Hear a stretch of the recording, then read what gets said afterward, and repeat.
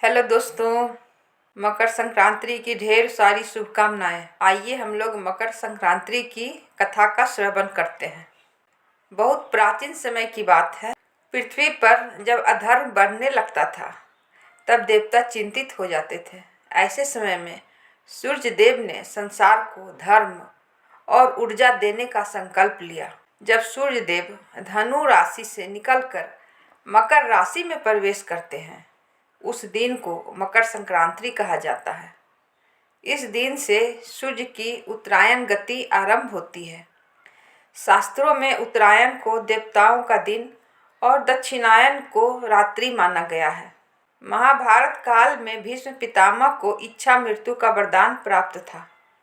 वे युद्ध में घायल होकर सरसैया पर पड़े थे, लेकिन उन्होंने प्राण त्यागने के लिए मकर संक्रांति का दिन चुना। भीष्म पितामह का विश्वास था कि उत्तरायण में देह त्याग करने से आत्मा को मोक्ष की प्राप्ति होती है। इसलिए उन्होंने सूर्य के उत्तरायण होने की प्रतीक्षा की और मकर संक्रांति के दिन शरीर त्याग दिया। एक कथा के अनुसार भगवान यमराज और उनकी बहन यमुना के संबंधों में कटुता आ गई थी। मकर संक्रांति के दिन यमराज अपनी बहन के घर गए और यमुना ने उन्हें तिल गुड़ खिलाया। इससे दोनों के रिश्ते में फिर से मिठास आ गई। तभी से इस दिन तिल गुड़ खाने और बांटने की परंपरा शुरू हुई, ताकि आपसी संबंध मधुर बने रहें। मान्यता है कि मकर संक्रांति के दिन गंगा स्नान, तिल, अन्न, वस्त्र और धन का दान करने से पाप नष्ट होते हैं, पुण्य की प्राप्ति होती है, जीवन में सुख समृद्धि आती है।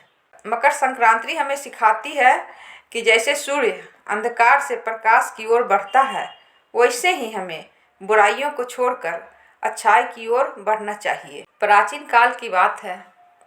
एक नगर में एक अत्यंत निर्धन ब्राह्मण रहता था।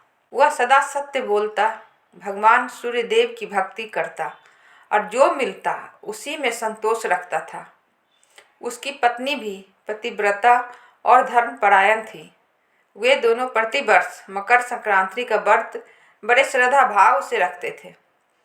एक वर्ष अत्यंत गरीबी के कारण उनके घर में अन्न का एक दाना भी नहीं था। फिर भी ब्राह्मण की पत्नी ने कहा, आज मकर संक्रांति है, हम व्रत अवश्य करेंगे और सूर्यदेव का पूजन करेंगे। दोनों ने प्रातःकाल उठकर पवित्र नदी में स्नान किया, सूर्यदेव को अर्घ्य दिया और मन में संकल्प लिया। घर में कुछ भी न होने पर भी ब्राह्मण की पत्नी ने पड़ोस से थोड़ा तिल मांगकर भगवान को अर्पित किया। उसी समय एक साधु उनके द्वार पर आए और भिक्षा मांगी। ब्राह्मण दंपत्ति ने बिना संकोच वही तिल साधु को दे दिया और स्वयं भूखे रह गए। साधु उनके त्याग और भक्ति से प्रसन्न हुए और बोले, आज तुमने सच्चे मन से मकर संक्रांति का व्रत किया है, सूर्य देव तुम पर अवश्य कृपा करेंगे। इतना कहकर साधु अंतर्ध्यान हो गए।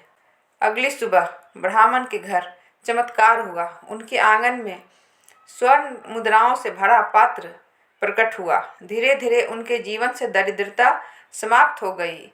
घर में धन्य धान और सुख समृद्धि आ गई। परंतु उन्होंने कभी अहंकार नहीं किया और सदा दान पुण्य करते रहे। इस कथा से यह शिक्षा मिलती है कि मकर संक्रांति का व्रत श्रद्धा से करने पर सूर्य देव प्रसन्न होते हैं। तिल और अन्न का दान अक्षय पुण्य देता है। अतिथि सेवा सबसे बड़ा धर्म है। जो स्त्री पुरुष मकर संक्रांति का व्रत रखते हैं, उन्हें सूर्य देव का आशीर्वाद मिलता है। घर में सुख शांति और समृद्धि आती है, कष्ट और दरिद्रता दूर होती है।